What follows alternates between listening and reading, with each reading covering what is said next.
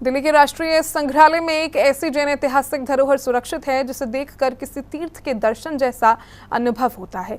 यह केवल एक पत्थर नहीं बल्कि आत्मा को छू जाने वाला एक सजीव साक्ष्य है।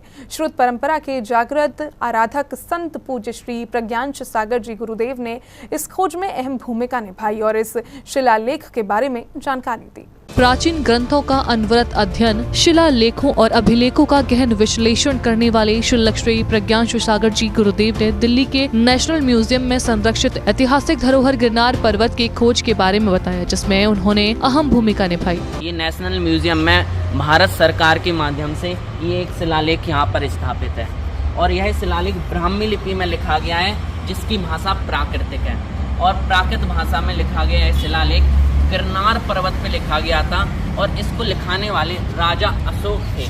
राजा अशोक ने 14 राज घोषणाएं करी थी और उसमें सर्वप्रथम राज घोषणा थी कि जीव हत्या कोई नहीं करेगा। गिरनार पर्वत पे इतना सारा अंधानुकरण हो रहा है, सरकार भी हमारे साथ न्याय नहीं कर रही है, फिर भी सरकार के पास ही प्रमाण है कि ये जो शिलालेख आप अपने दिल्ली में भारत की राजधानी में रखे हो, वही आपको दर्शा रहा है कि देखो गिरनार पर्वत किसका था। आप अभी हिंदी में इसका जो रूपांतर है आप थोड़ा सा निकट आके दिखाइए। ये हमारी आदिनाथ भगवान के द्वारा जो उनकी पुत्री ब्राह्मी को सिखाई गई लिपि थी, उसी लिपि में और प्राकृत भाषा में लिखा गया शिलालेख है। इसमें 14 राजघोषणाओं का वर्णन है। यहाँ ब्राह्मी लिपि में रचित शिलालेख न केवल इतिहास का जीवंत दस्तावेज है बल्कि जैन श्रुत परंपरा की अमूल्य धरोहर भी है। श्री प्रज्ञांश सागर जी महाराज ने कहा कि आप सभी लोग यहाँ जरूर आएं। आप सभी लोग यहाँ पर आइए और यहाँ पर आके जरूर एक अपना चित्र लीजिए और सब जगह भेजिए, जिससे आपको और आपके संपर्क में रहने वाले व्यक्तियों को पता चले हमारा जैन धर्म कितना पुरातन, प्राचीन और अनादि निधन है। मैं आप सभी से कहना चाहूँगा, दिल्ली में रहने वाले और दिल्ली घूमने आने वाले यहाँ पर जरूर आएँ। यहाँ पर घूमने नहीं आएँ, एक हमारे जैन धर्म का जो रूल है, जो शिलालेख है, एक बार उसके दर्शन करने मात्र से भी आपको पुण्य लाभ मिलेगा। तो इसी भावना के साथ एक बार आप हिंदी में लिखा गया इसका रूपांतर भी दिखाइएगा जरूर।